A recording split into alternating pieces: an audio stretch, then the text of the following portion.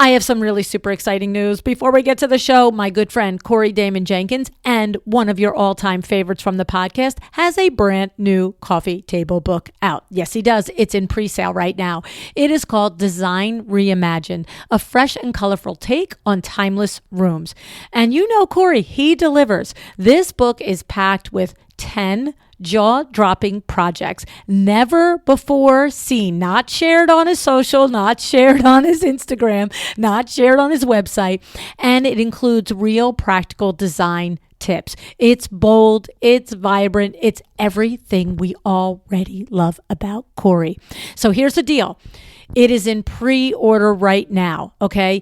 Trust me, you want to get your pre-order copy all set up so that when they are out for delivery in September, you don't have to wait 1 minute longer. Go to RizzoliUSA.com. That's RizzoliUSA.com, and go to the Future Publications tab to put your order in so that you are one of the first people in September to get this book when it comes out.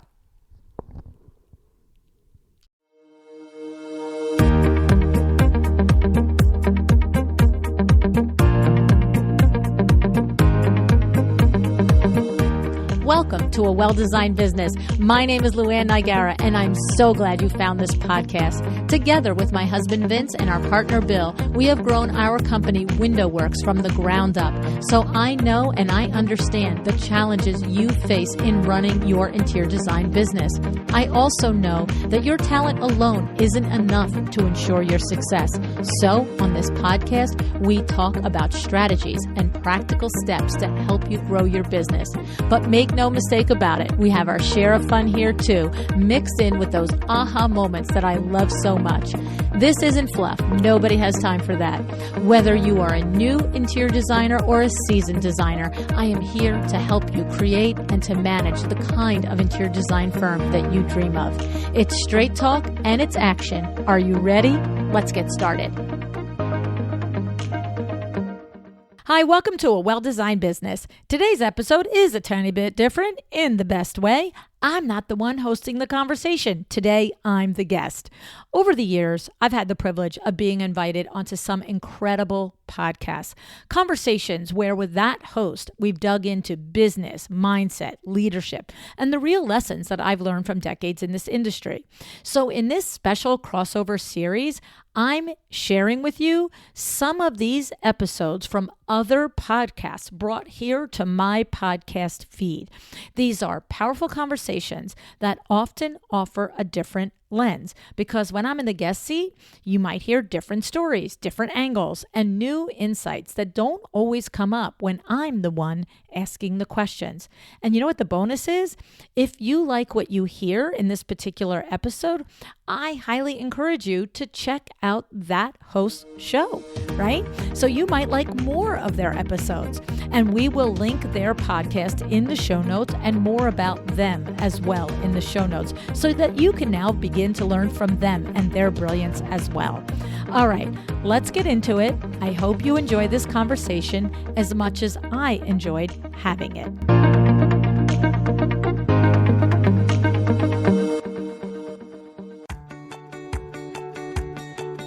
Welcome to Only Girl on the Jobsite. I'm Renee Biery, a luxury interior designer and construction expert.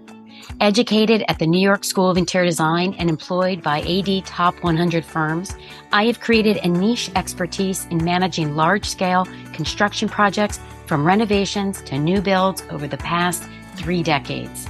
Today, I'm on a mission to instill confidence in designers through this podcast and my online course, The Interior Designer's Guide to Construction Management. Whether you are new to construction management or a seasoned designer like me, I am all about transparency and tactical advice for fellow designers. On this podcast, I share actionable steps, practical tips, real-life examples, and behind-the-scenes tricks that I use while managing construction projects. Not only will they keep them on schedule and on budget, but will give you the confidence to know that these projects will end successfully, protecting your profit as well as leading to a pipeline full of incredible referrals. If you've been searching for support and advice on construction management to grow your skills and confidence so you can avoid the mistakes that I've made in the past, then you're in the right place. Before we get started, I want to thank each of you for being a part of this community. Your listens, subscribes, and reviews are what allows me to make this show great week after week. I've got lots of plans for growing this podcast, and that's enabled by you. Make sure to follow the podcast so that you get notifications of new episodes so you don't miss a thing. If you enjoy this episode, spread the word. Leave a review and tell your interior design friends how much they can learn from this show. Today's guest needs no introduction, especially if you're an interior designer looking to grow a profitable business. LuAnn Nigara is a trailblazer in the creative industry, a powerhouse entrepreneur, and someone who tells it like it is. She has built multiple businesses, written 3 books, and her podcast, A Well-Designed Business, has over 1,000 episodes and 9 million downloads. It's incredible. I first discovered LuAnn through her podcast. It was actually the very first podcast I listened to, and I was hooked from the start. LuAnn's experience and wealth of knowledge as a window treatment professional working with designers day in and day out. She knows our strengths, our weaknesses, and our biggest struggles. So I have to say, I was thrilled, honored, and humbled, and a little bit nervous when I was a guest on her podcast, episode 794. It was an incredible, proud moment for me. So now it's my turn to host LuAnn today to talk all about leadership in our industry, the struggles, the underlying reasons, and why stepping into leadership is so critical for the health and profitability of our businesses. Look, this conversation is a mix of wisdom, rabbit holes, and straight talk, just the way LuAnn does best. Please welcome LuAnn Nigara. Let's get started. Welcome back to the podcast. I'm glad you're here. It gives me great pleasure to introduce LuAnn Nigara to the show. Hi, LuAnn. Hey, Renee, how are you? I'm so excited to be here with this today. It's going to be fun. I'm so excited to have you here as well. I think you are going to be truly the perfect person for people, for designers to hear this ever increasing question of designers' roles on construction projects. But before we dive in, for those who don't know LuAnn, could you give us a little background about yourself? Well, there's a lot of years, so I'll try and truncate it. Basically, started as a window treatment professional. My husband, myself, and our cousin Bill opened a company called Window Works in Livingston, New Jersey in 1982. We started from the ground up. We built it up to over a $4 million revenue business, gross revenue business. 2.5 years ago at this point, we sold it to my daughter and her husband, and Billy remained as a partner. Vin and I exited. 9 years ago, about right now, I started a podcast called A Well-Designed Business, where the purpose of that podcast is to help interior designers understand how to run their businesses effectively so that they can make profit. And in addition to that, I've got 3 books that I've written on the topic of running your business profitably. And I do speaking around the country. We started LuAnn University about 3.5 years ago, 4 years ago, where we teach the classes that you can't get anywhere else, like learning online bookkeeping, essentially QuickBooks for interior designer business model. Like, you can't go to Intuit and say, wait, could you make my whole chart of accounts for my specific wackadoodle business model? And so we find the different topics that challenge interior designers and window treatment professionals on the business side of their business. And then I find the expert to be that professional instructor to teach you from their experience how to do these things. And that's probably about it. And then I have my other podcast, Window Treatments for Profit. I started about 3 or 4 years ago. And that's window treatment facing. And you're sure that's all? It's enough. It's enough. Definitely enough. Well, I am very familiar with LuAnn's podcast. I had the privilege of being on a number of years ago and have always, I probably yours was the first podcast I ever listened to. I'm sure of it because you were so in the forefront for our industry. And I joke all the time, I'm 30 years in, and I joke all the time, if I'd had a podcast or if I'd had the ability to Google search my way through something, that Yes. would have been a total change in the trajectory of my career. Even just Google searches, right? We didn't have that. You had to like make phone calls, and you have to network from one person to another person to another person to get an answer because you couldn't just look it up, right? Or go to a library and check out a book. I Right? know. There was no Amazon. I had to go buy a book somewhere, Yeah, find it, and there was no yeah, like online reviews. I mean, it was just it. When I look back, I'm actually quite amazed at how successful businesses could be without yeah. all of these tools that we now take for granted. Yeah, yeah. Yeah, I liked it better, I gotta tell you. I may be When you there left with at you. 5 o'clock, everybody was done. Your Everybody client was was done. done, you were done, the contractors were done, there were no cell phones, there were no computers, like, "Hey, we're off, we're done. See you the next day. Fight your fire tomorrow, it's done." Right? It was a very of course, the conveniences, the internet at your beck and call, AI now at your beck and call, and, online sourcing and all of that. It's very convenient, but it really does take away that ability to just to be done. You can decide to individually be done. That doesn't mean you're not gonna wake up to 10 emails from clients and contractors and everybody, right? And back in the day, they had to start calling you at 9 o'clock, like, just hold, she's on the other line. You know what I'm saying? Absolutely. So, Or get a busy signal. Can you imagine yes. that? I know. I'm sure some people are like, "What's And a busy send signal?" a fax. I can remember trying to get my workroom one time, and I was like, "Oh my god, your line has been busy all morning. Please call me. I have an emergency." Yes. All right, I'm gonna out myself. I have a Rolodex behind me. LuAnn probably can't A see it. real A live Rolodex. a real live Rolodex, and it is from my New York days because there's so much valuable information in, That's right. but so many of them have a pager number. Can you imagine? I remember thinking that was the Oh, coolest I know. technology. It was cutting edge. I could I beep remember the someone. first time I was on a project and a designer had a BlackBerry, and I was like, "Wait, you're doing what right here?" And he was like, "I'm gonna look up such and such," and I was like, "How?" He's like, "Well, I'm gonna connect to the internet." I'm like, "Wait, what?" I know. But you know what? Let me go back to saying we were still super successful. Oh, yeah. I Yeah. mean, I worked for 80, 100 companies. They were knocking it out of the park Yes, yes, without yeah. all of this. Yeah, I know. We look, 20 years from now, somebody's gonna be like, "We worked without AI." I don't know how, what was, what was the good part? What was the bad part? You know what I'm saying? Like, Yeah. it's crazy. It's look, it's a s I think the difference, Renee, is now that it moves at the speed of light, the change now, Yeah. right? Like, we did 15, 20 years without cell phones and without computers and without internet and without searching. And then you had internet and you had searching, and then, like, a hot second later, you had this and you had that, and then all of a sudden you had AI, and then boom, it's like boom, boom, boom, boom, boom. Just goes much faster now, the iterations of the way we run our business through technology. Absolutely. And Crazy. I would say, I mean, aside from what we've discussed as far as the advantages we now have with all these various technologies, it actually, I believe, maybe I'm old fashioned, it makes our industry that much more important because Yes. we are the ones that are building the sanctuaries inside people's homes. Now, yes, we're making them technologically advanced as well, and they need to have their whatever in their office or have all of these accoutrements and media centers and all of that. But we're also making a spa-like experience in their bathroom.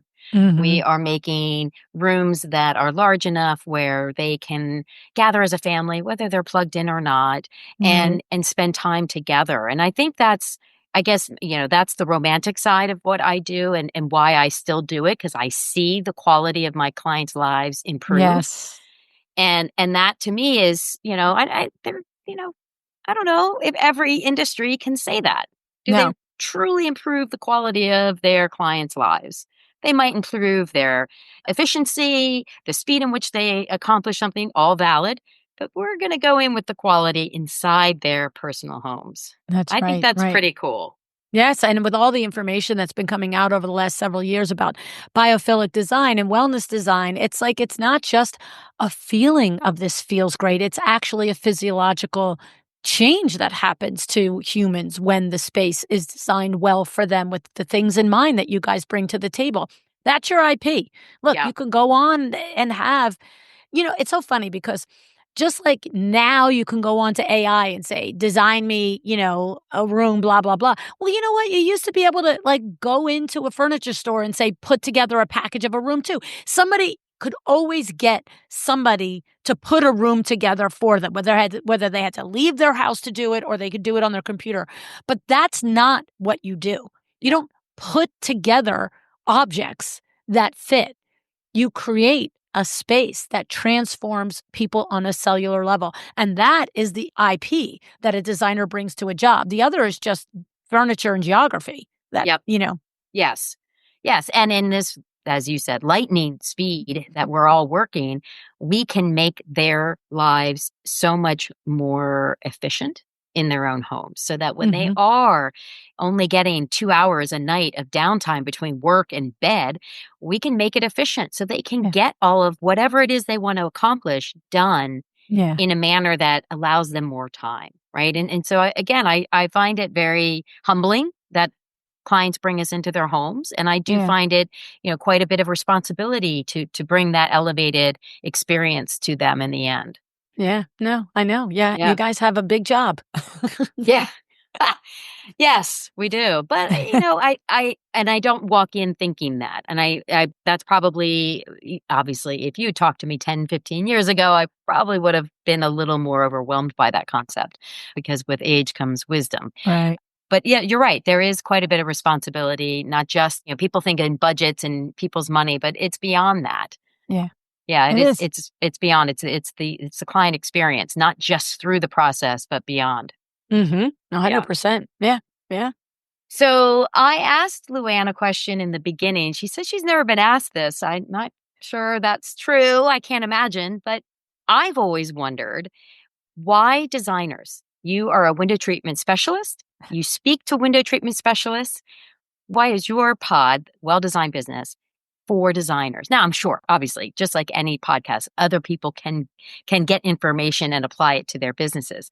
But why did you lean in on these crazy designers that we are? So the main reason is because just like we talk on my podcast, and I'm sure on yours as well, about the more niche you can get, the more authority, the more expertise that you can gain in a particular area, the more impact you can have.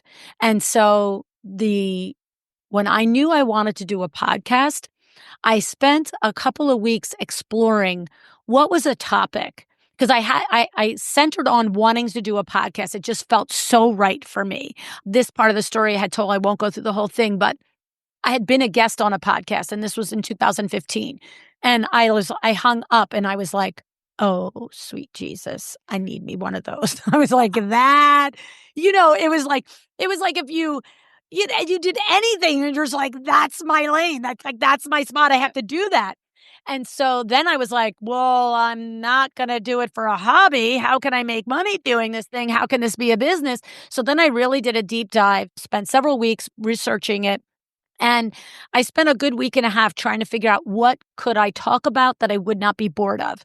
Because you can't, just pick a topic and then like do all of this work to set up all of the technical, the background and all of the infrastructure and then be like, well, 7 of those conversations and I'm done. And so I was exploring all the things that were interesting to me as a human, as a person, as a window treatment professional, everything.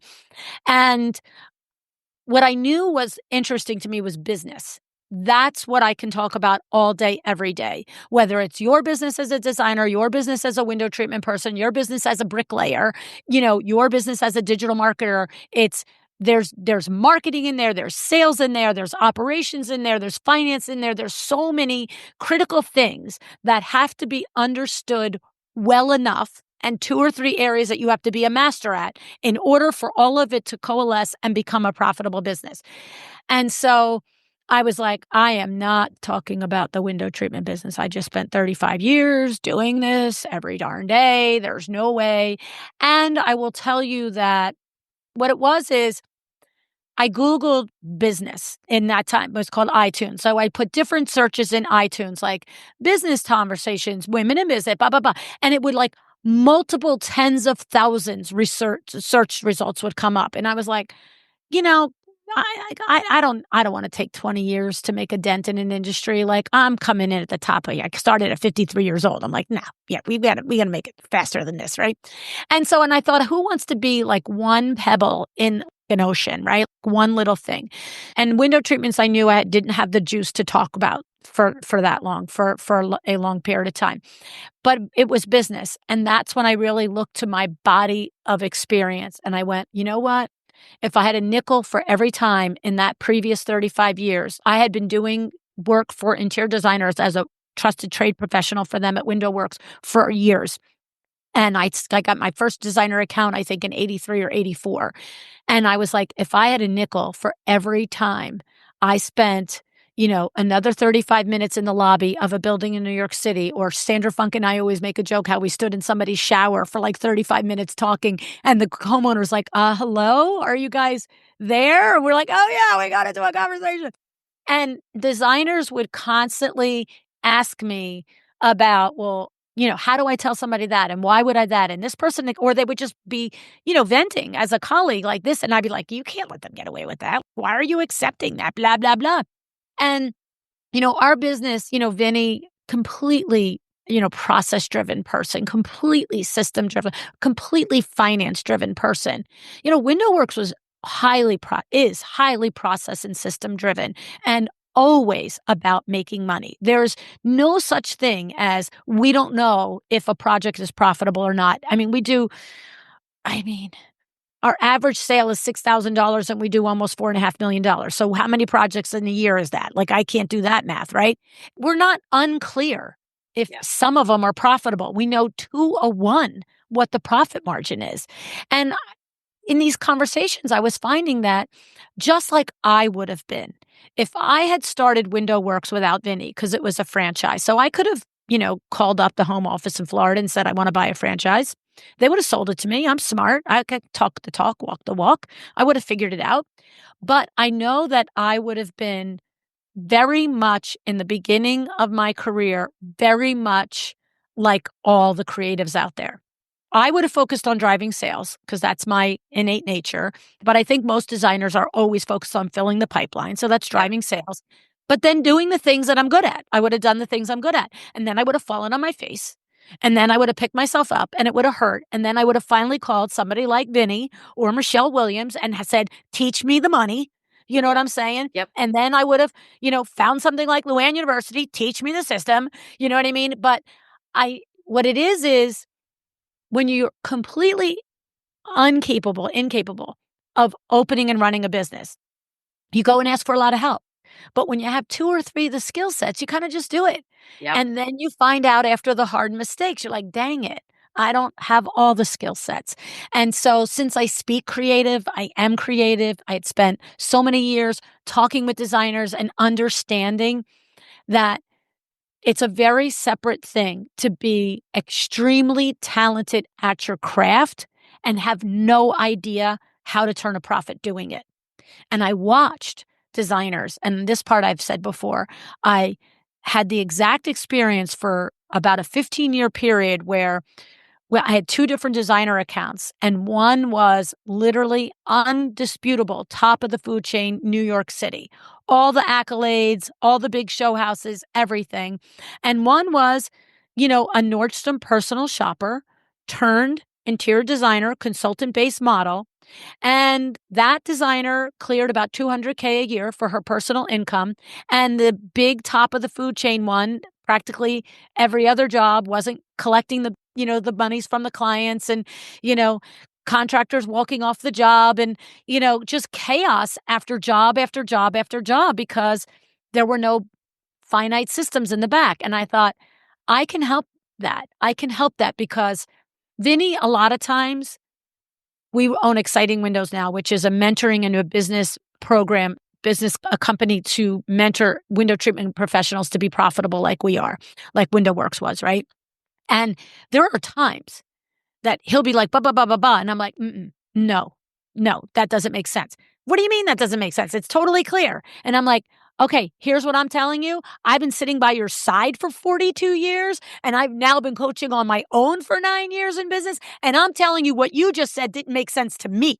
So if you think that's making sense to somebody the first time they're hearing it, Mr. CPA, MBA, whatever letters you want to put next to your name, buddy, start again. So it's that compassion for getting that the business side is hard, but you're a smart person. If you can do designs like you can do, you can learn the business side, but you gotta apply yourself just like everything else.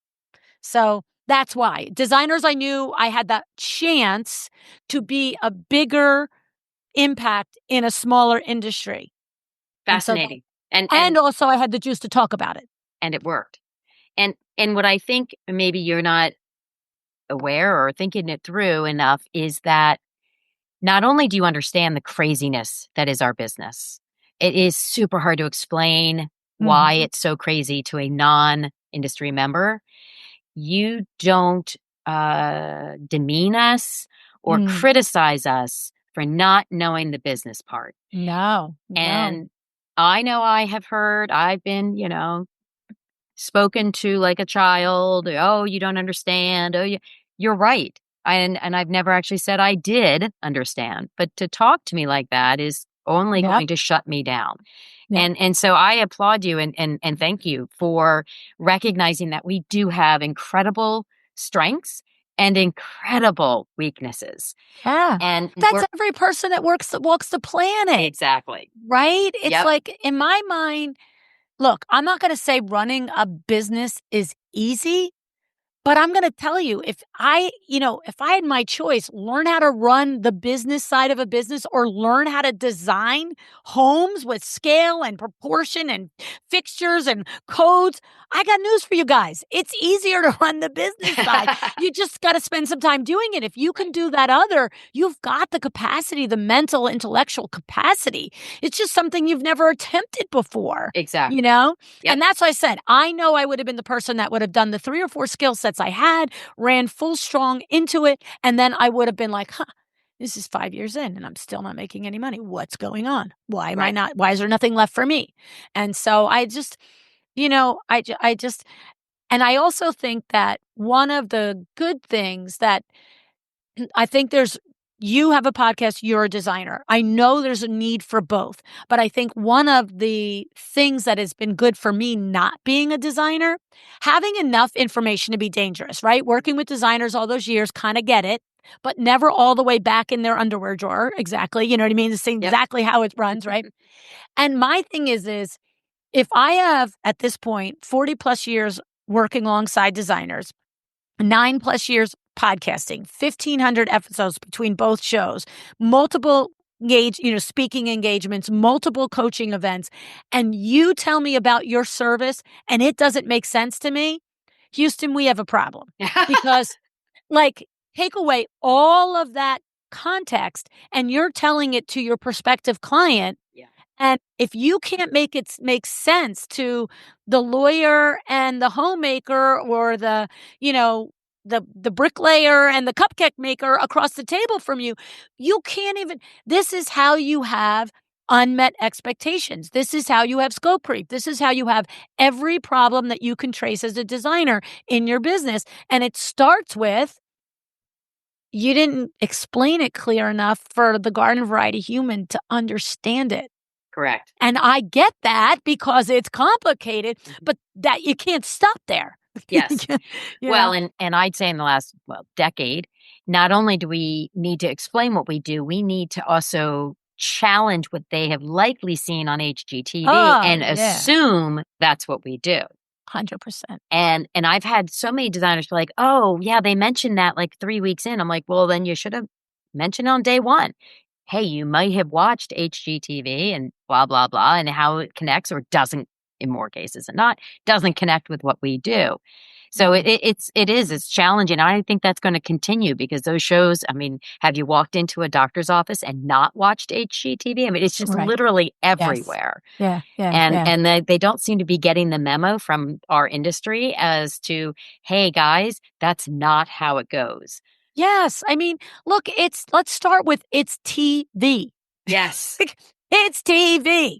That's like, I don't know. It's like watching the New York fashion runway show. And you're like, oh, I bought that same dress for 10 grand. It didn't look like it did on the model. Well, right. She's 6 foot and 20 pounds. It was a fashion runway show. You Yeah. understand there when you spend that kind of money, it doesn't work the same. It's the same thing. It's design, but it's TV design. It's fake design. Stop. Yes, I wouldn't even exactly. debate that with a client, honestly. I'd be like, I "No, mean, we're not even talking about that." conflict resolution in the span of a commercial break. What's that? Yeah, 2.5 minutes?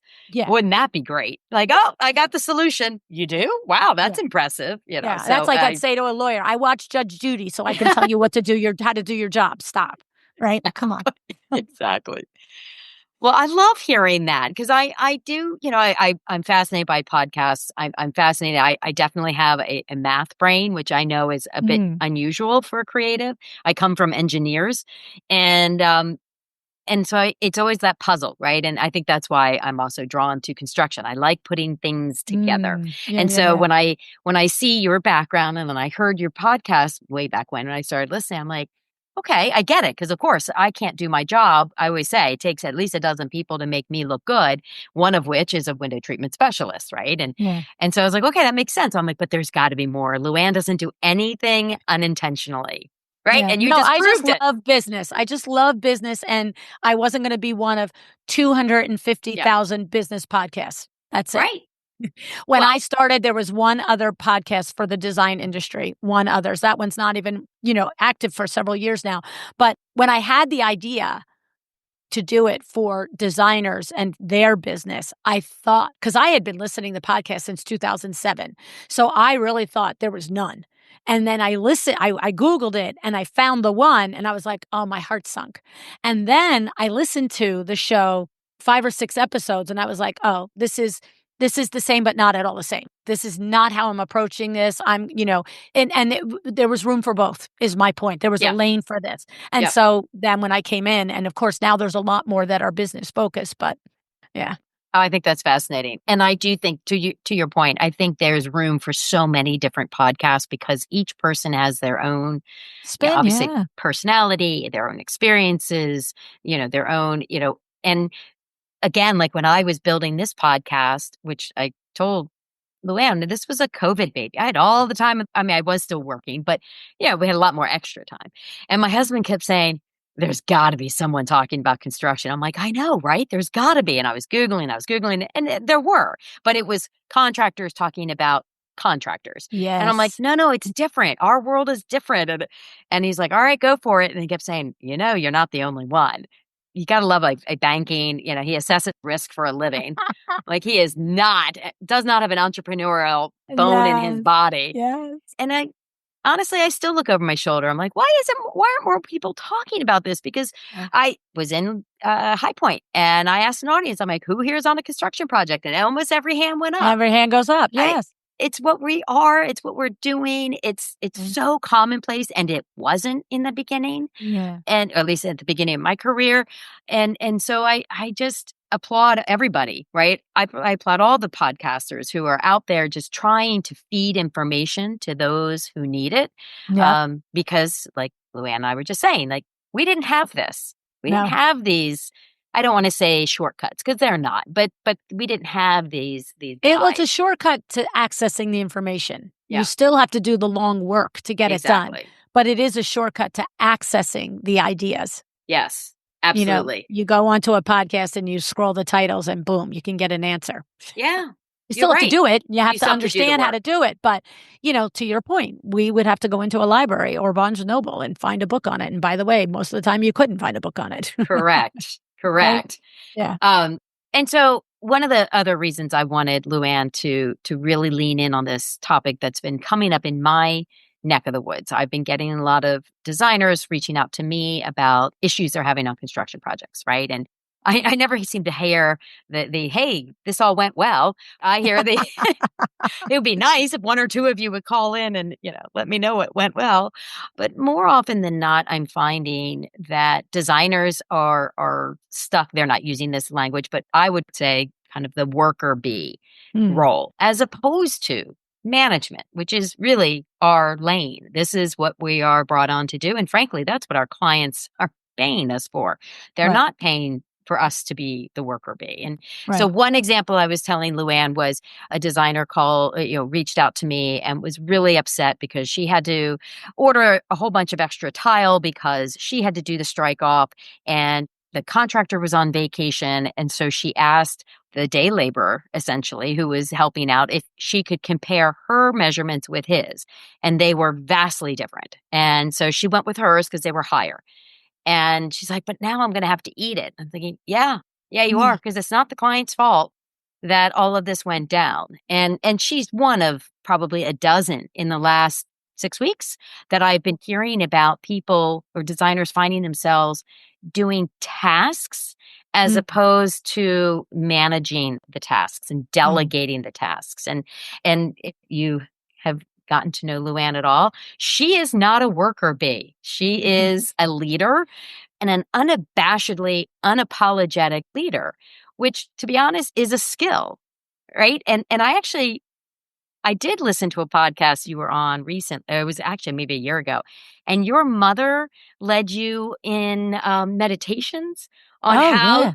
how to Started 10 years old, learning how to visualize and meditate and everything, all the things. Oh, yeah. that's incredible Yeah. because Yeah. that I was in know. the 70s. Yeah, 72 years, 1972. Yep, I she mean, started us. Yep, her and her sister, my Aunt Honey, was what was called then the Silva mind control method. Now they just call it the Silva method to not sound so, bonkers. Um, control.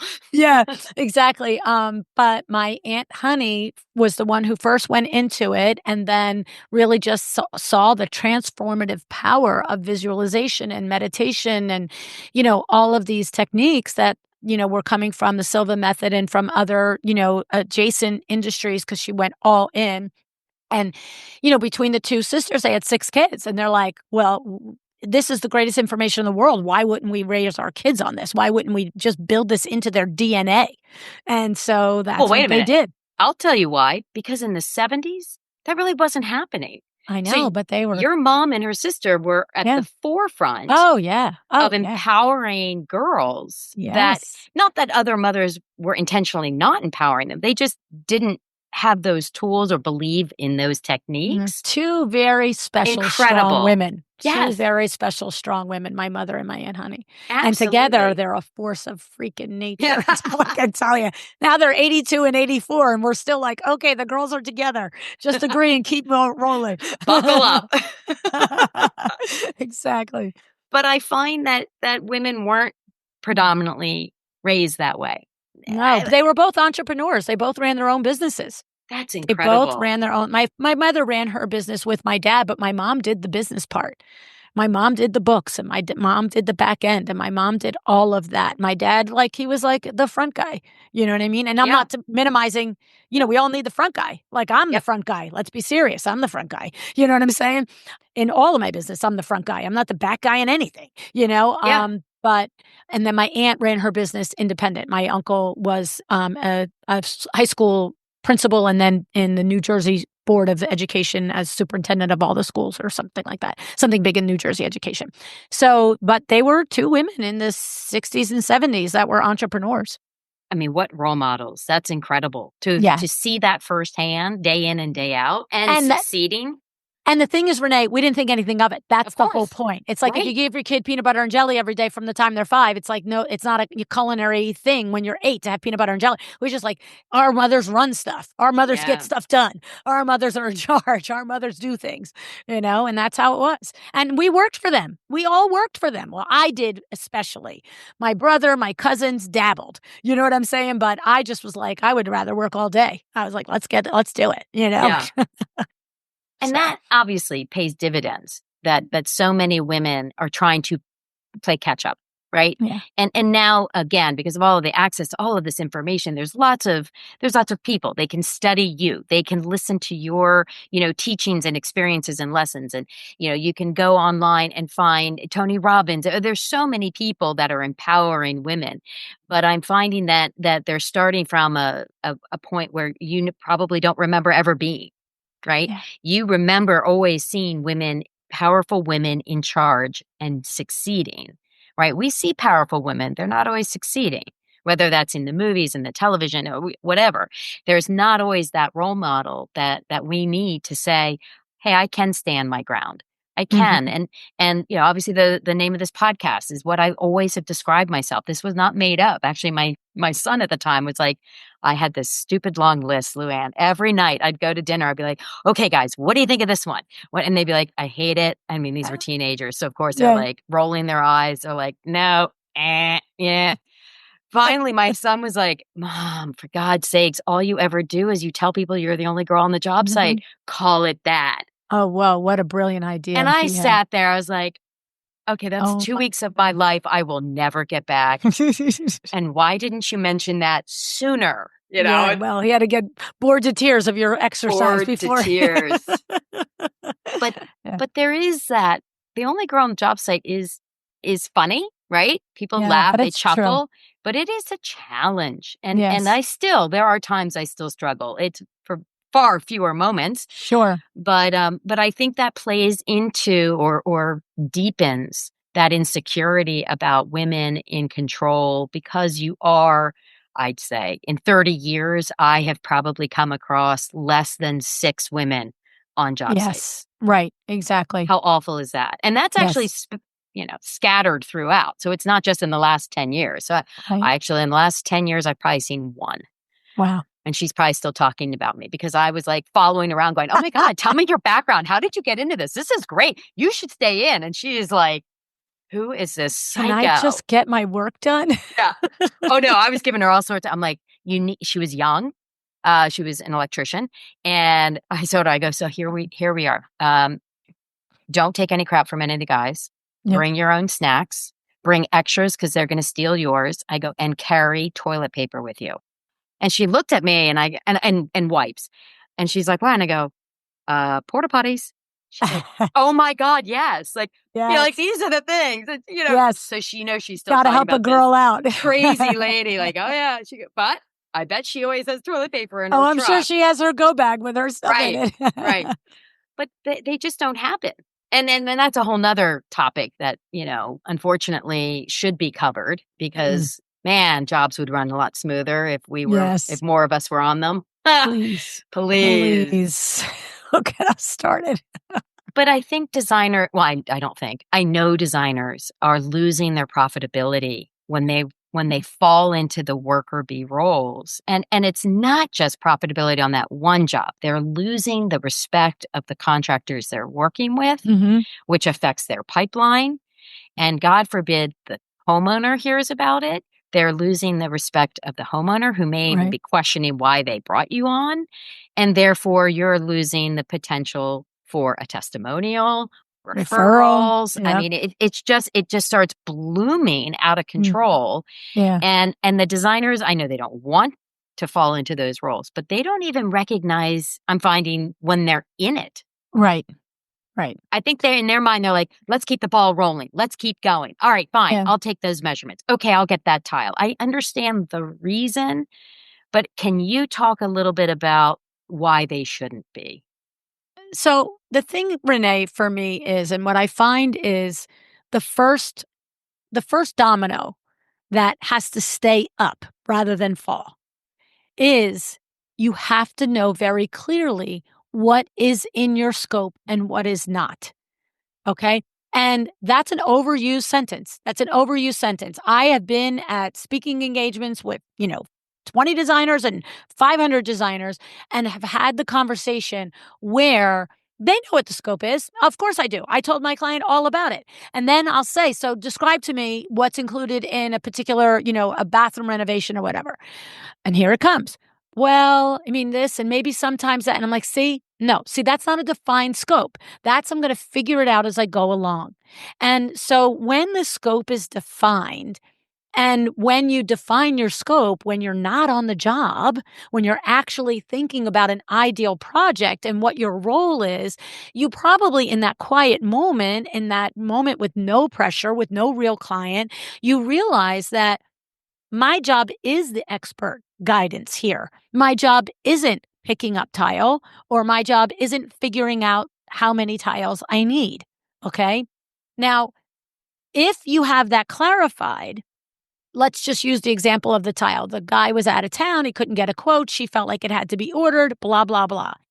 If it was clarified from the beginning that I do not specify the number of drapery rings on a job, I do not specify the number of tiles on a job, I do not specify the roughing for the plumbing, I do not specify how many rolls of wallpaper, I do not specify how many yards of fabric. These are all handled by our trade partners. And especially if that trade partner is going to be Bob the builder, the cousin of the homeowner, right? It's like, okay, if you're using your cousin Bob for tile, then Bob has to tell me how many tiles I need. It's a non-negotiable. It's decided at the front what you're doing, what you're not doing. And so if in that moment you get there 2 weeks, 6 weeks, 8 weeks later, and Bob the tile guy's on vacation, well, you can't order it because it's not your job. It's not your job. You're not supposed to do it. You're not doing. But the thing is, it's now come savior mode. And I think designers, this is what designers look at me and say. I'm a people pleaser. If I had a nickel for every designer that said that, I would tell you 99% of designers will say to me, I'm a people pleaser. Okay. Then add to it women. Women get things done. So it doesn't even have to come from a people pleasing standpoint. It could be like, I want the project to move along. Right. But the thing is that it isn't your responsibility. Like I always say, you're not everybody's mama. If Bob the builder left and didn't give you the tile thing, then let Bob the builder take the flack from the client or the GC. Don't even step into it. Don't even offer. Nope. Like, I'm so sorry Bob didn't get the quote. Unless Bob has your same last name and popped out of your body, why are you apologizing for Bob? It's simple. What it is every single situation is going to have a nuance to this. It's not cut and dry. And I know that. And I 1000% know that there are 16,000 nuances in how to handle this. But the clearest thing in your mind is to just be, is this my mess to clean up? Is this my mess to push through? Is this my thing to get going? And if it is, do it. And if it's not, pass it off to the person who it is. Advise your client, Bob the tile guy's on vacation. Sorry, can't you figure it out? Why would I figure it out for you, Mrs. Smith? I don't lay tile. I can guess it for you, but we might have 4 boxes extra. You want to pay for the 4 boxes? You want to wait 2 weeks? You see, in this part of the project, it's a simple question. Yes, Mrs. Smith, I actually, with my experience, I could probably take a good stab at how many boxes of tile we need. I can tell you that Bob, the tile guy, will probably figure it out in an hour. I'm going to end up billing you about 5 hours because it's not what I do every day, but I'm happy to do it. And when I'm done, I'm probably going to have more overage. So all of that being said, do you prefer I send you an invoice to figure out the tile? Do you prefer to sign a waiver that there may be extra and we can't return it? Or do you prefer to wait 10 days till Bob the builder's back from Aruba? Like, you call it. I don't care. Like, at that point, I actually would go in and figure out the tile. If you're going to give me the money to do it and you're going to sign off that if there's 4 boxes, you don't want to hear about it. People just need to understand, both consumers and designers, that there are simple agreements. Make them and stick to them. Just because somebody asks for something doesn't mean they're entitled to it. I say it all the time at live conferences I go to and I'm speaking. No is a complete sentence. N-O. I cannot order your tile because Bob the builder sent over the portfolio with all of the selections and all of the square footage and all of the amounts, and he left off the primary bath. Sorry. We'll order everything else but that. Can't you do anything about it? Yes. Here's what I can do. I can do my best. It will be over and it'll cost you 5 hours of labor. I don't want to pay that. Okay. Then we'll wait for Bob the builder to get home. It's like a 5-year-old.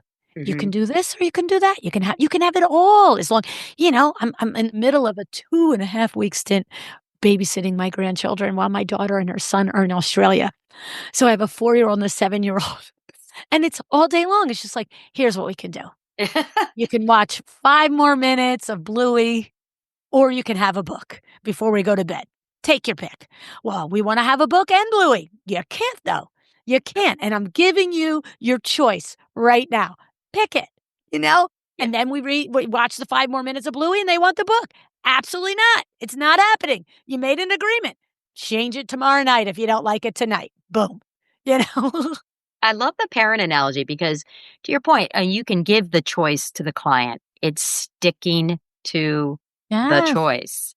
Often, oh, come on, Renee, it's not that big a deal. Oh, really? Just this one time. And you know what? When Bob comes, yes, if it's a little bit over, I'll be fine with it. And you feel this. I don't want to say that, hate to say it, but women feel this, okay, I'll make it work. You see, if I have the ability in that exact example to either guesstimate it good enough myself or get another person who's not going to be the installer, which could be a he said problem when it comes in. But if somebody said, oh, LuAnn, really, come on. I mean, he's gone 2.5 weeks. Isn't there something you could do? I would be like, yes, just what I said. Yep. I can do it, but I did not bill you hours to do it, and I don't do it with my eyes closed. This is like an SAT problem. Dick and Jane went up the hill, 2 buckets of water, somebody fell down, somebody went backwards, somebody went sideways. How many, boxes of tile do we need? I got to work through this. Not going to be easy. You know what I mean? And you know what? And and if there's extra, I'll pay. Okay, then don't be offended when I put the addendum in front of you that says, there may possibly be as many as 5 boxes left over. We want you to have 1 or 2 at minimum for breakage and for, mistakes on the job, but don't talk to me about those other 3 boxes. And see, for me, what I do is if I can, especially in the moment, and if not in the moment, definitely come back to them with a careful conversation, I enunciate the dollar bills. So remember that quick thing about the tile you wanted me to do? I just want to give you clarity on this before I go ahead. Let's get on the same page. So I'm figuring this is 3 to 5 hours for me to figure this out because I got to go back and measure. I got to do exact measurements and I got to do the SAT problem with the different, the herringbone and the edgies and the OGs and all the crap on the tile. Okay. So at my hourly rate of $200 an hour, that could be $1,000. And then each box of tile is probably going to be, I don't know how much tile costs, $100 a box. If you're definitely going to have 2 boxes, we want you to have 2, but there's another $300 in tile. So this is an additional $1,300 approximately in order to move this along today rather than wait for Bob to get back from vacation. Oh, okay. You mean can't you just do it? Yes, I can. I just explained to you how I can just do it. I'm happy to do it. I'll move my day around tomorrow. I'm heading over to the site. Wasn't planning to, but I will.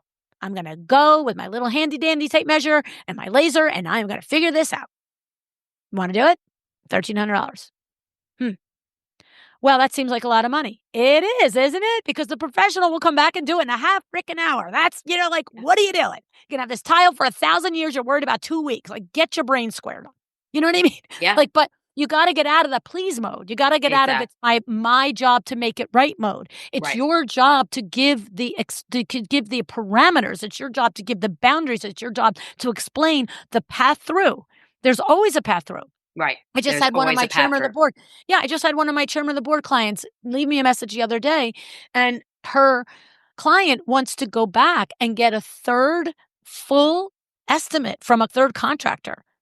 Big thing. This is right. That is a big thing. That's a big thing. And, she has a fee for when you want another contractor, when you've been agreed, and she's got that fee. She said, but honestly, this is going to set the job back by weeks. Weeks. I'm supposed to start other projects. What am I supposed to do? Give me the language to tell them no, she said to me. But here's the thing. No isn't always the answer. And what I said to her is when you're dealing with the luxury consumer, just because they ask you for something doesn't mean they expect it to be free or easy. True. But the luxury consumer, if they want it, will ask for it. They're not worried about your feelings. And pay for it. That's the point. When they're asking, they're expecting the price tag. Yeah. Okay? So I said to her, listen, I am going to ask you a question. How, if you had to do this, how could you, a solo firm, so it's she can't farm something. I said, but we have Taylor and Yashley at Do Not Let Us Design for You. We've got other companies that do things like Project E for designers that are support for designers in the background. And I said, what if I said to you, you must do this? This is non-negotiable. You have to do it. What would you do to make it happen? Would you have to farm out something and it would cost more money? Fine. Come back and say, here's the thing. I can do this for you. You know that my fee is, $3,500 to do a new thing, but this time it's going to be $5,000 because it's not built in my thing and I have to move projects around to do it. Or this time it's $6,500 to get a new bid. And here's the thing. If somebody is going to spend $1 million on a renovation, they might say, I'd rather spend $6,500 and make sure I've got 3 good, solid quotes.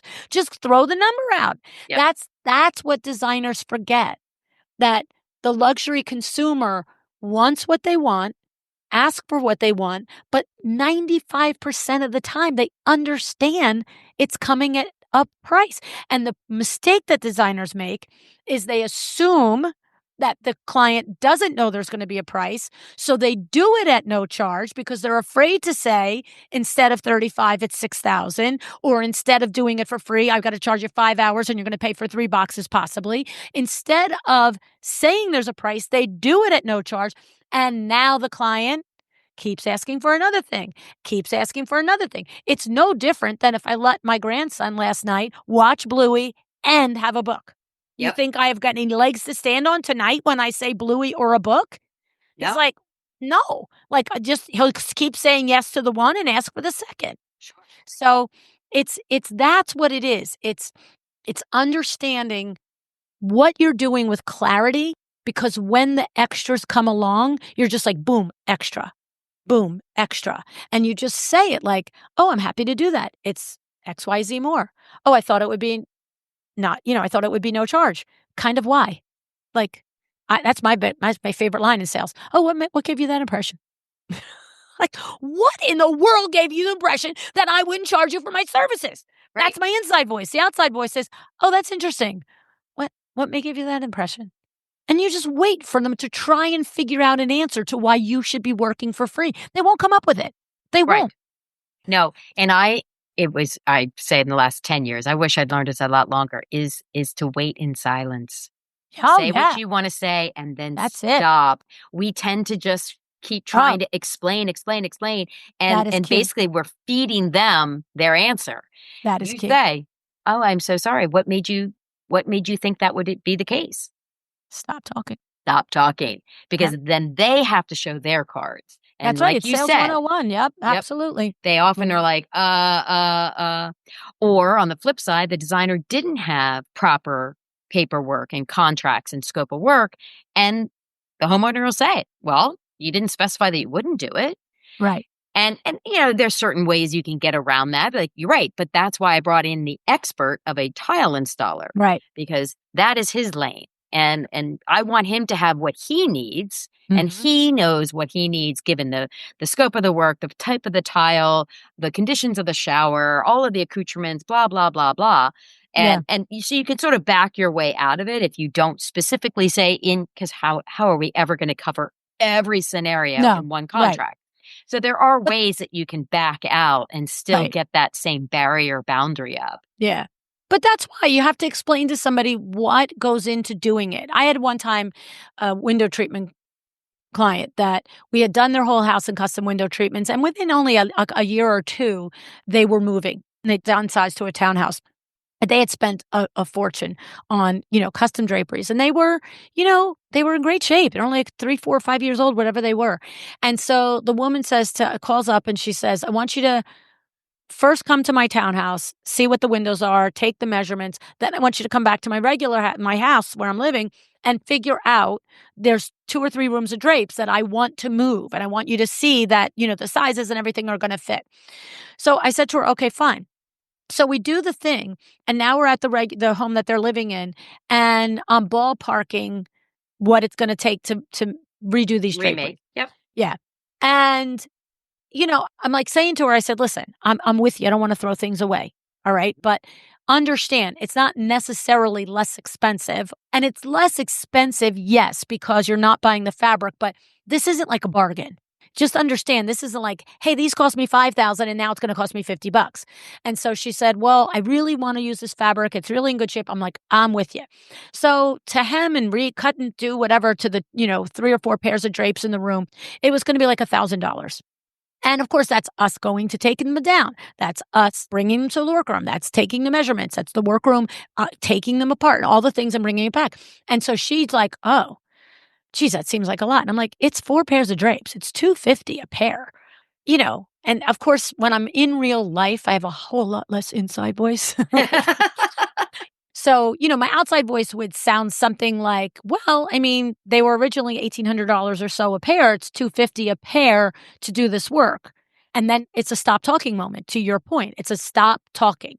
Because at that moment, she's either going to go, oh, that makes sense, or she's going to question me again. And in that case, she stopped. She was like, okay. So I don't need to keep over speaking, right? But 10 or 15 minutes later, we're wrapping up and I'm going to write the invoice up. And she says to her husband, you want to use the Amex or you want to do a check? Like, what do you want to do? And he's like, well, what is she doing? We're not even in the new house yet. And she's like, oh, well, she took the measurements. We're going to save these drape, blah, blah, blah, blah. And he's like, oh, well, how much is this? And she's like, well, that's $1,000 and then we're going to do new rods and blah, blah, blah. And he looks at me like, $1,000?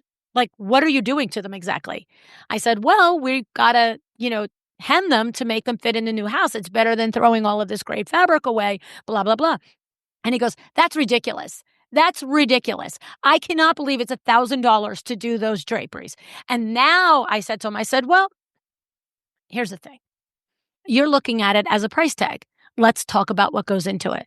I said, I'm going to send my installer over here. He's going to carefully take them down and take your rods down so that they're not ruined and the drapes are not ruined. Then we're going to package them. We're going to bring them to the workroom. The workroom is going to take every single hem and stitch out by hand so that they don't ruin the face fabric. You see, you need this drapery shorter. Well, we don't just cut it off the bottom. We open everything up. We open the top up because now the pattern is going to be different. So we can't just cut off the duck's head in the middle of it at the bottom. We got to open it all up and we got to resize it to the new length. I said, but that's every single hem. And I'm holding the drapery and I'm having them look at it. I said, you can barely get a scissor into that. I said, and a little woman is going to sit at a desk at a work table for several days, taking every single stitch out. I said, then when they get it out, they're going to table it. They're going to redo the pattern on it. Then they're going to put new lining on it. Then they're going to sew it all up again, like it's a brand new drapery. I said, and then I'm going to send Billy, who's going to install it in your new home, and he's going to steam it, and he's going to dress it, and he's going to pin it. I said, so actually, $250 a pair is not sounding like enough money to me. So good for you. We can stop while you're ahead, or I can just realize I'm messing this up.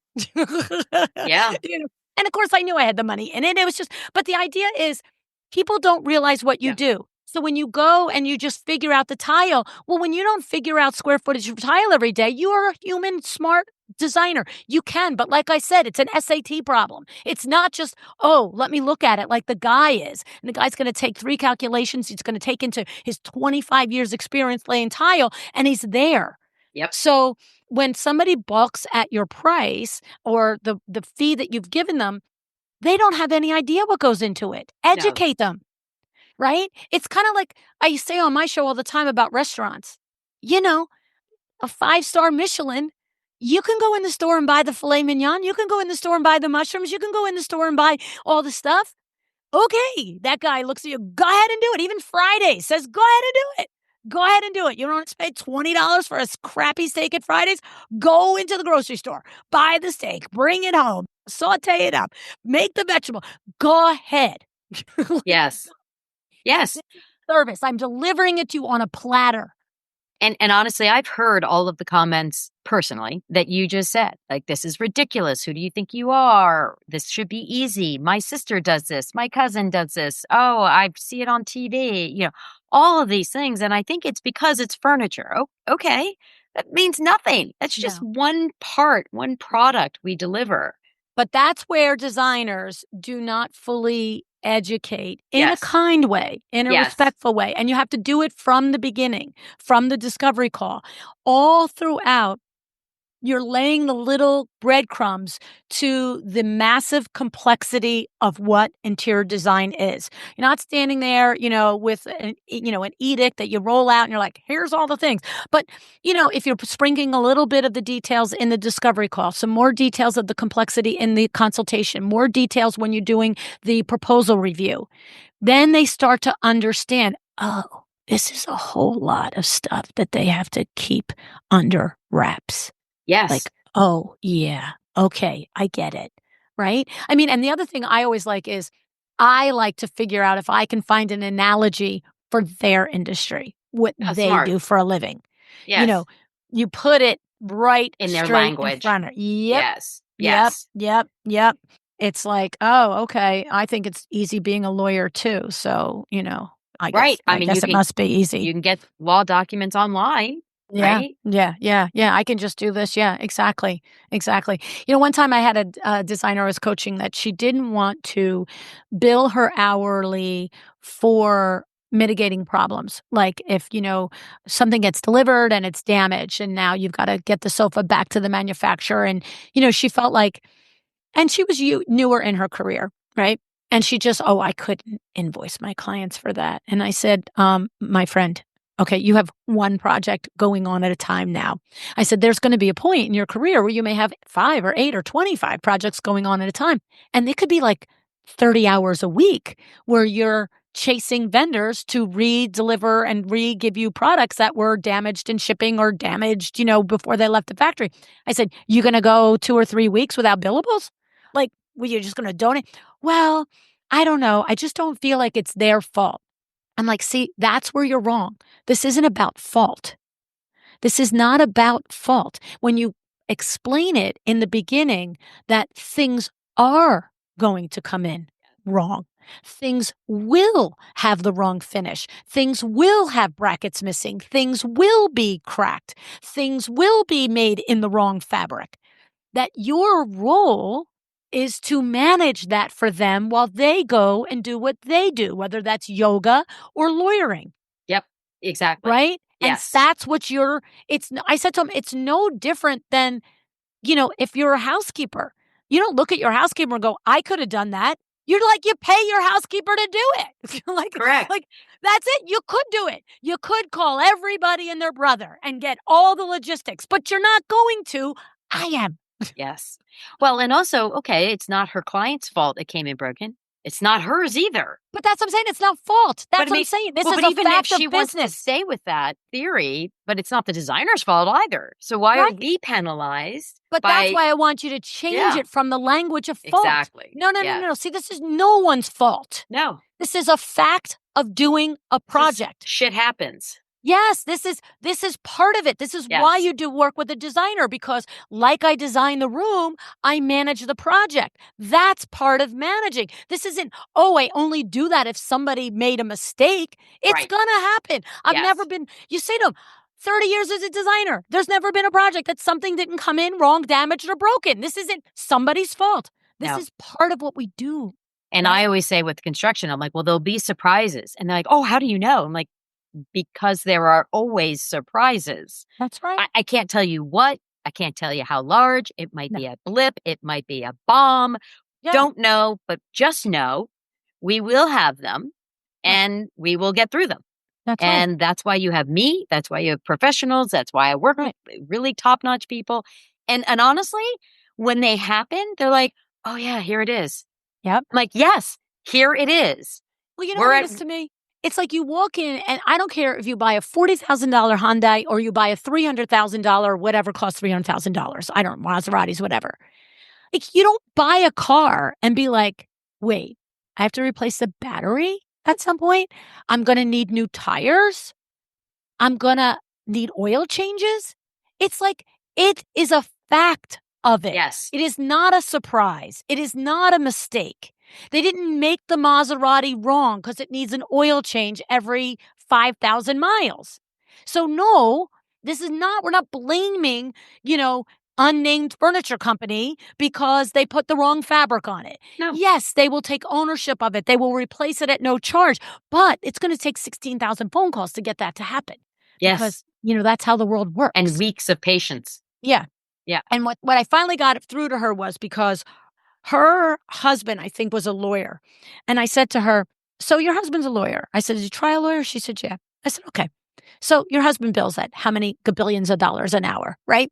And I said, so let me ask you a question. I said, he has a client and he says to the client, the email goes out. I will meet you at court tomorrow morning at 9:30. We are going before Judge so-and-so and we've done all of our prep and I will see you at 9:15 outside the courtroom. Great. You get there, the client gets there the next day, you say hi, you go in, you sit in the courtroom and you're waiting. And you're waiting. And like at 9:45, the bailiff comes out and says, the judge had a problem. We got to wait a little longer. He'll be here in 15 minutes. Okay. 10 o'clock, you're waiting. 10:15, bailiff comes out and says, judge isn't going to make it, blah, blah, blah. Sorry, court's canceled. Does your husband, he left his office at 9, he got there at 9:15, he stayed there till 10:30, he didn't get back till 10:45. Does your husband say, nah, not your fault, not my fault, no problem, I'll pay? No, your husband sends an invoice for the 2 hours that nothing happened. Yeah. So you send an invoice when you are mitigating problems. Well, and he sends that invoice without even thinking about it. That's my point. Whereas we will still send it, but we'll think about it the whole damn time. Yeah. Yeah. And you know what? If anybody would ever look at it and go, well, it wasn't my fault the judge didn't show up, do you think the lawyer would be like, I know, I'm so sorry. It wasn't my fault either, but I mean, I could take care of it for you. I mean, all right, this time I won't invoice you. Lawyer look at you and be like, whatever. Nobody's fault. Stuff happens. It's a judge. He comes, he doesn't come. She comes, she doesn't come. Sometimes, they don't come. That's what happens. Pay my bill. Exactly. Yeah. All right. So LuAnn, I agree with you. Setting up a project for success is multicolored and crucial. If there's a designer listening now who is feeling like, oh crap, they're talking about me, how do they pull back from the edge of the cliff? Mid-project. Oh, mid-project. Mid-project. That's fun. So mid-project, there's a lot of nuances mid-project because I do know that I would say the vast majority of clients are not intentionally pushing out a scope. I really believe that. I believe that they just don't know where the line is. And when you say yes 3 times, they just think, okay, there's no line. They don't even cognitively think, oh, I just got another thing. They're just like, I asked, you did it. Okay, keep moving. I guess it's included, right? And so I think, again, you got to start with when you have complete clarity on what you do, the process that you do it in, the value that you bring by doing it, you will naturally pull back. You will naturally stop over delivering for things that have nothing to do with your scope. Because you will start to understand. And you know what's funny is a lot of times, Renee, I hit a designer with, so if you do 3 hours or 5 hours at no charge, you just took that money from your own family. So if your kid wants to have, gymnastics lessons and they're $300 a month, you basically just gave away 5 months of your kid's gymnastic lessons. So unless, you've got a money tree in the backyard, think about that you are truly a business, and a business is in business for profitability. You can't continue to bring your designs into the world. You can't continue to make those amazing special spaces for people if you don't stay profitable. You will go out of business, or you will spend a good long career being frustrated and working for a salary instead of creating wealth. And that's another thing I have to say. So many design firms are in need of strong leads, strong lead designers, strong project managers, strong operations people. And they don't need people to give the invoices out, to have the conversations about money, to close the deals. And if you love doing the work of designing and you don't love that part of it, if you're not paying yourself $100,000 to $150,000 a year as a designer, then please go work for another designer for that kind of going rate salary for an experienced, confident, capable, technical designer. I one time met a designer that was grossing $3 million a year in sales as a kitchen and bath specialist and was paying herself $45,000. It was like 10 years in business. And my heart breaks on that. Yep. I mean, Absolutely. that's not right.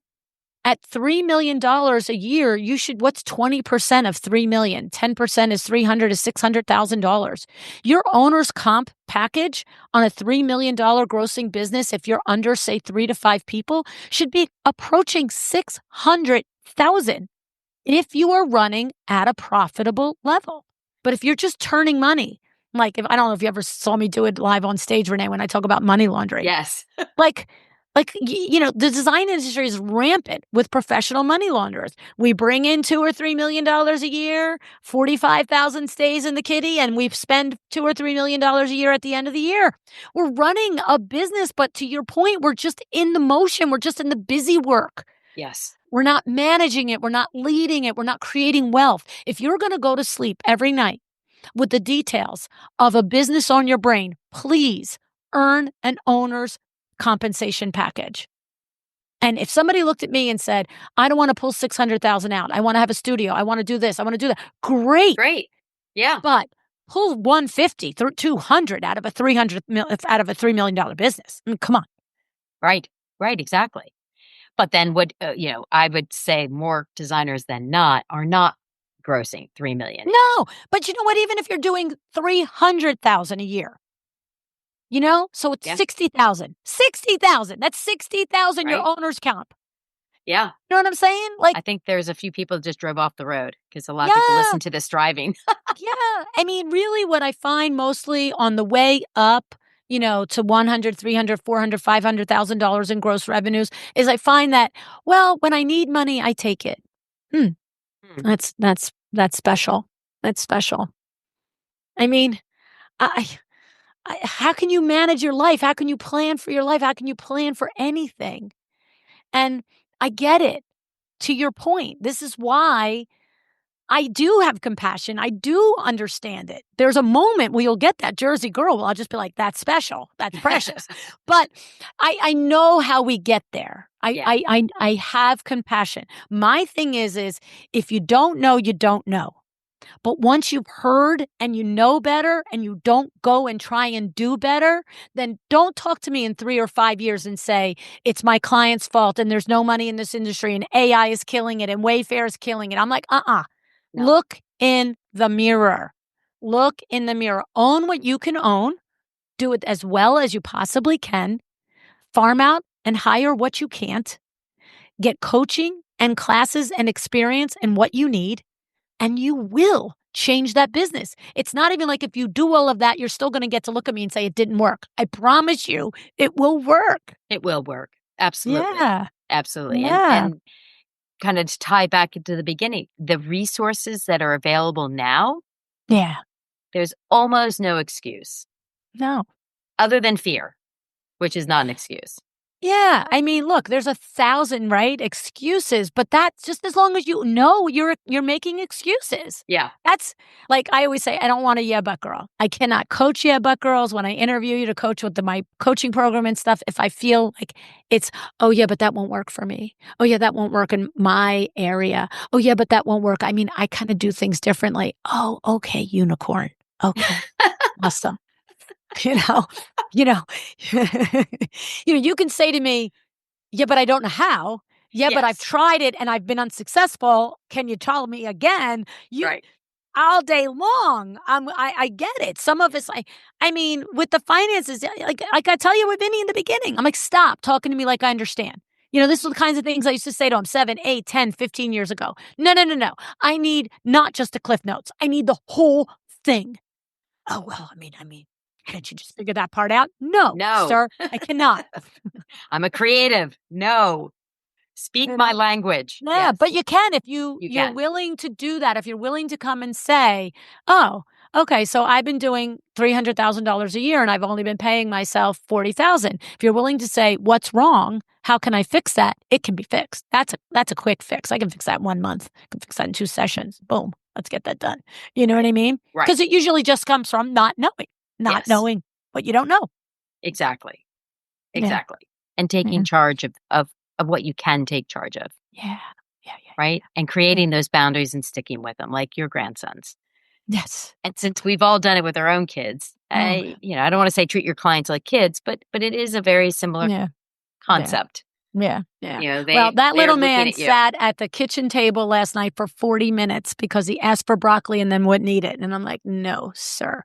We're in day 3 of this 15-day siege. If you think I'm caving on day 3, you're out of your mind. I'm like, you're breaking a wild pony there. Oh my God, right? Like I've gone there and babysat for like the weekend. And I'm like, you know what? I don't care as long as you're alive by Monday. I really don't care. You can have, Cheerios morning, noon, and night. But I'm like, I got 15 days. I actually have to get some protein and some vegetables in you. This is not a phone it in visit. Right. So no, sir, you sit there. Mom, I'm done. No, you're not, buddy. Can I leave now? No, I still see 3 pieces of broccoli. Finally, 40 minutes later, I'm like, just eat the broccoli and get us all out of our misery, please. And did he? Finally. Oh, because I was not giving up. Right. I mean, and then he wanted to get off the chair. I'm like, no. You can't get off the chair and not eat the broccoli. So now he's like sitting upside down with his legs at the top, making noise, whining. I'm like, you're talking to the choir, pal. Exactly. It's the same thing when you know what you're doing and you're clear on it. Like there's times with the client, you're going to be like that. Nope, you're not getting out of the chair till you eat your broccoli. And other times you're going to be like, I'm doing this for 2 days. So you'll know. I'm not saying never do anything for somebody. Never throw something in. You know the difference between a big ask that should be charged for and has an actual justifiable invoice for and something that you can do as a nice thing. Yes, exactly. You know the difference. Your brain, your radar, your intuition knows the difference. So I'm not in favor of never extending, never giving above and beyond, right? So like I said, 3 days. You know what? I don't care what you eat for 3 days. I don't even care. 3 days I've had them and I don't even brush your teeth. I'm like, whatever. You don't want to brush them? I don't care. I've taken them to the grocery store in their pajamas, whatever. You don't want to get dressed? Fine. But 2.5 weeks, 2 weeks, we got to play by the rules here. Yes. And that's the same thing in a project. This is setting up a precedent. Nope, I got to cut it off. And just like children, they like boundaries. Clients like boundaries. So they know also when they come to you next and they ask you for something, like you said, they're going to expect you to tell them it's going to cost them. Listen, clients aren't signing up with you for a multiple 5, 6, 7-figure project and wanting it to be torture. They don't want to be on the opposite, aggressive, oppositional end of you. They want it to be nice, right? Exactly. It's so funny because I got a show coming out. I don't know when your show's coming out next week. And I literally said that exact line. I'm like, they are spending a lot of money. They want it to be a good experience. Absolutely. So when they ask for something that's out of scope, if you don't tell them, they don't know. Mm-hmm.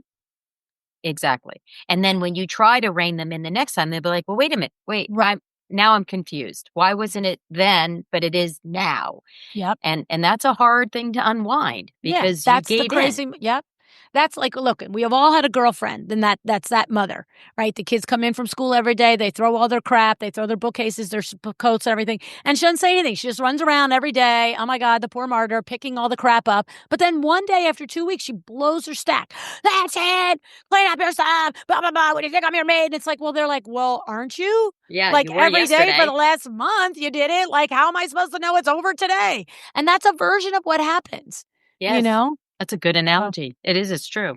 And it's funny because... And then we wonder they're outrageous. I'm like, no, they're not. You're being different from this scenario to that scenario. Exactly. And they're just wondering why. Yep. And it's, funny, Renee, because over the last 4, 5 years that I've done the chairman of the board, which is one-on-one with one person for a year. Okay. So I've had like 25 of these designer clients like this, 2 or 3 window treatment people and the rest designers. If I didn't have that experience, maybe somebody could say to me, well, selling window treatments is different. If we tell our client we're not going to this, it's not going to go that smooth.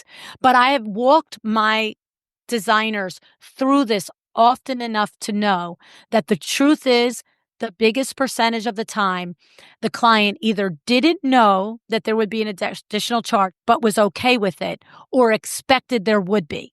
It's the least percentage of the time where it's that, I can't believe you're charging me.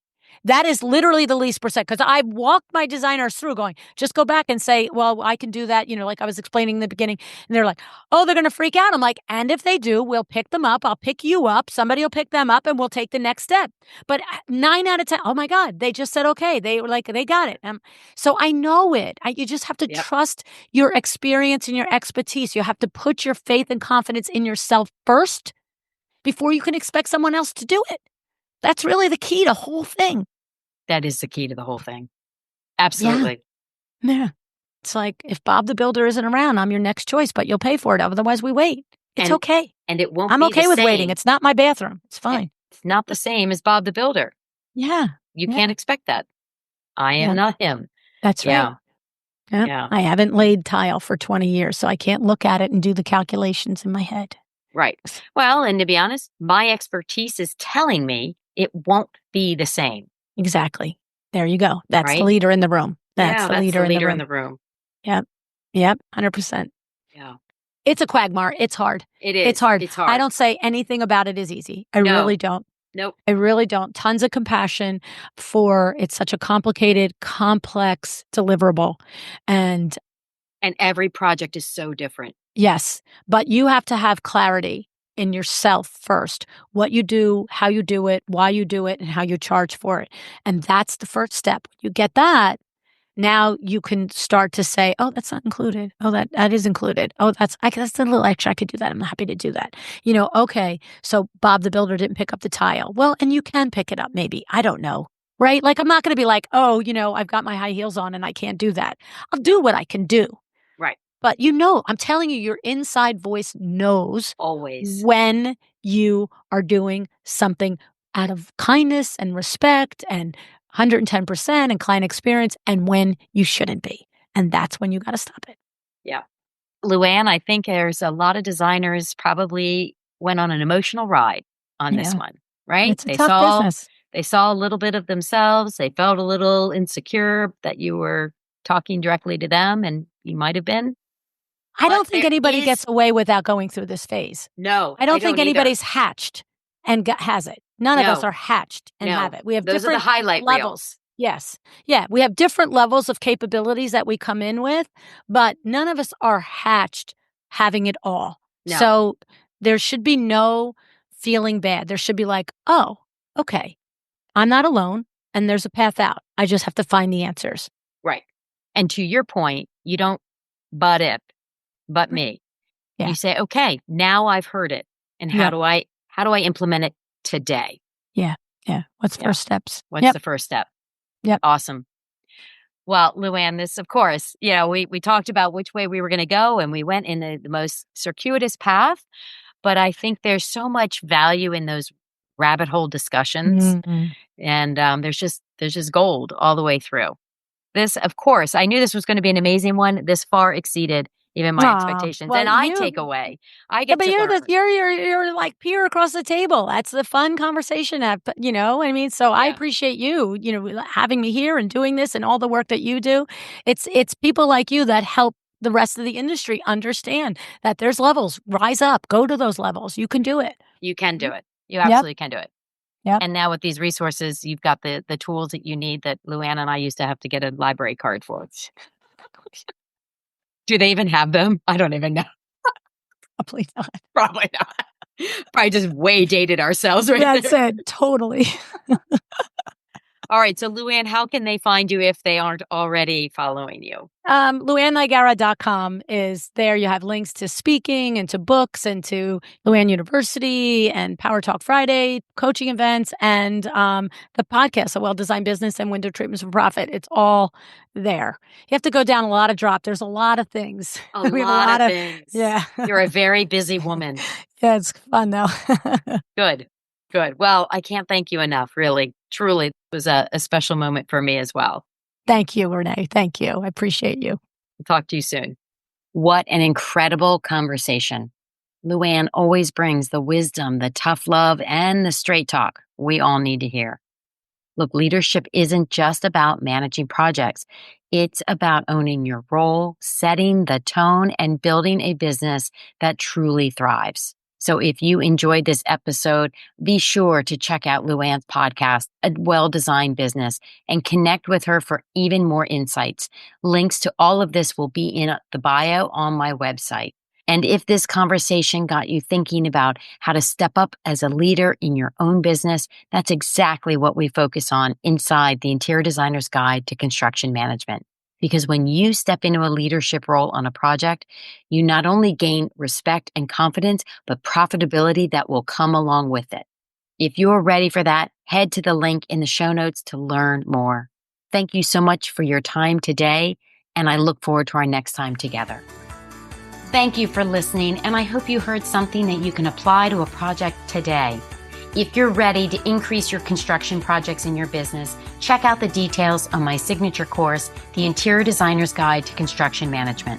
It's a 6-part digital course that will save you a 3-year learning curve, get you profitable, bring in an income and lifestyle that makes sense for you by learning the top strategies, what works and what doesn't, building your confidence so you're no longer paddling to stay afloat, or worse, learning how to manage construction on a client's project. Through the course, I'm handing over 30 years of top strategies and advice. Head to my website, divignedesign.com, for more details on the Interior Designer's Guide to Construction Management and become educated and empowered for your next construction project.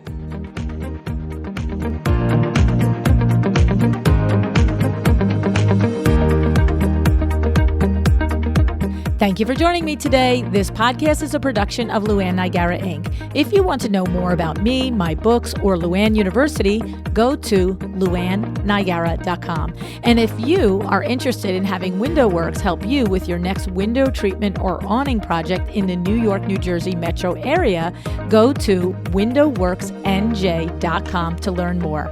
Have an excellent day.